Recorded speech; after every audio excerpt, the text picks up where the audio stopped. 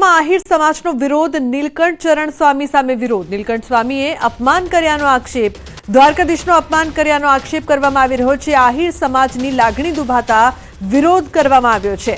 આગેવાનો અને દ્વારકાધીશના ભક્તોએ વિરોધ નોંધાવ્યો છે। સુરતના પૂના વિસ્તારમાં આવેલ સંસ્કારધામ સોસાયટીમાં વિરોધ કરવામાં આવી રહ્યો છે। સ્વામિનારાયણ સંપ્રદાયના એક પછી એક સ્વામી જે રીતે ભાષણ આપતા હોય છે, જેમાં બફાટ કરતા હોય છે, જેને લઈને અમુક સમાજની લાગણી દુભાતી હોય છે, ત્યારે નીલકંઠ સ્વામી છે કે જેમને જે રીતે કહી શકાય એક સ્પીચ આપી હતી, તેને લઈને આહિર સમાજના લોકોની લાગણી દુભાઈ છે। સાહેબ ભેગા થયા છે વિરોધ કરવા, શું મુદ્દો છે?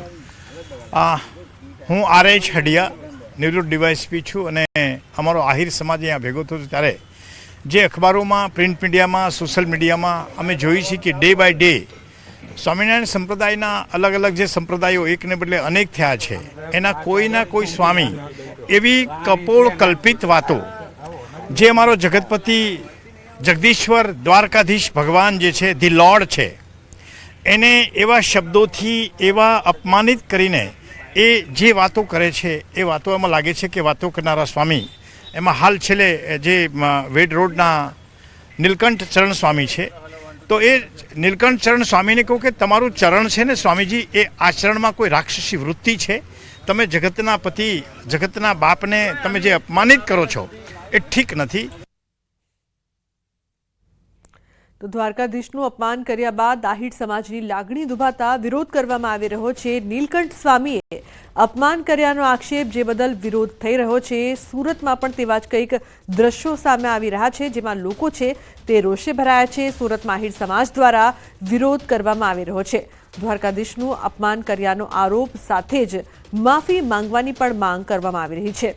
તો નીલકંઠ સ્વામીએ અપમાન કર્યાના આક્ષેપ સાથે વિરોધ થઈ રહ્યો છે। વિવાદ વધુ વકરી રહ્યો છે, લોકોમાં રોષ જોવા મળી રહ્યો છે। તો સુરતમાં આહિર સમાજ દ્વારા વિરોધ કરવામાં આવ્યો છે। તમારી શિક્ષાપત્રી મારી પાસે છે। આ શિક્ષાપત્રીના શ્લોક નંબર 39 થી 64 અને શ્લોક નંબર 101 અને 102 સ્વામીજી આપ વાંચી જાઓ।